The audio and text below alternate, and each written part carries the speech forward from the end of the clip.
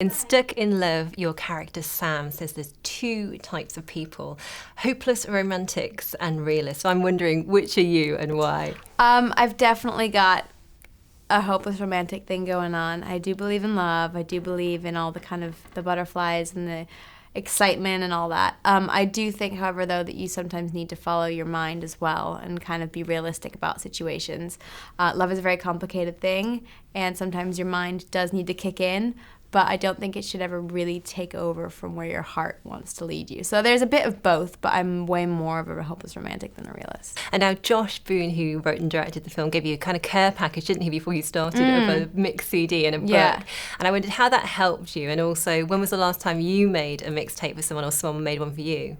I think just the idea that he went to the extent to make one for each individual cast member was so thoughtful, and it meant so much because this was a new experience for him. He's a first-time writer-director, and you know, this is all new for him, and this is his baby being made into a reality. And the fact that he cared so much to make sure that all of us felt as excited or as supported by him as we were really supporting his experiment, and it really was an experiment for him, but was so meaningful, and it really did help get into the mindset of the character.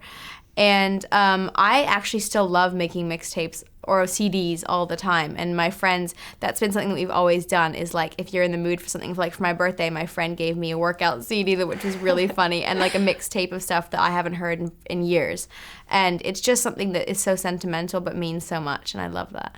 You have some lovely parallels, I think, in real life with your character in the film in a way, because obviously you've been a writer yourself, haven't you? She's a writer. She also exists in the same world as her father, as you have done as well. Did those kind of things help you get into that character? Definitely. The fact that she was a writer, also something that Josh and I talked about from day one when I was saying, you know, that that's something I've always loved and known I wanted to do.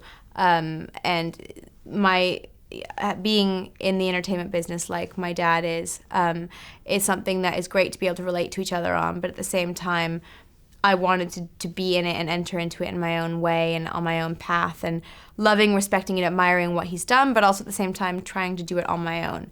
And I think Samantha does that in a way which is very similar to myself, and that was really quite lovely to have a father-daughter relationship that I felt invested in already. And Greg is such an amazing person to play someone's dad, just because he is so giving as an actor, but also just as a human being. And he's just got those qualities that you would want in a dad, you know, on screen. And he's lovely. So it was really great to have him stand in for my own dad.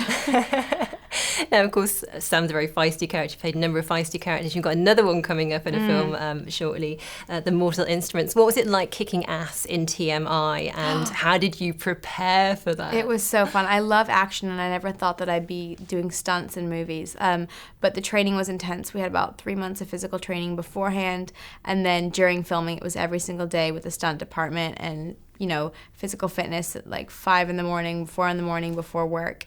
But it was really fun because in the end, it pays off because you get to see that we actually are fighting.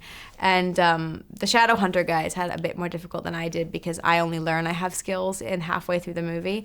But all of them, I mean, they really kick ass, and it was really fun. I can't wait for the sequel because I get to do more of that. Oh, wow. And what was it like stepping into such a well-loved series and character, and one that you were a fan of yourself? Yeah, that was a complete honor to play a character that I'd admired in the books. And I love fantasy, I always have, but I love that there's a realness to this series that Cassandra wrote, but then also Harald used in the directing of it. And it's a film, or, you know, we're doing the sequel as well, but I think it's a series of books that really is different than others because it is so based in reality that it doesn't take itself too seriously in the fantasy world, so it's a bit more relatable to everybody in like a day-to-day life.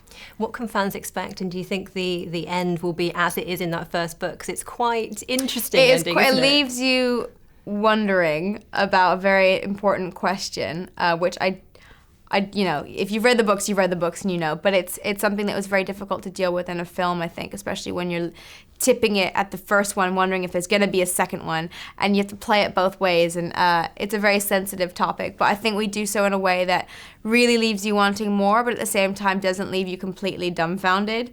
But I'm really excited. I think the fans are going to be very happy. I know the expectations are set so high when there are so many fans of the books, but I think we've done a really good job of kind of balancing that.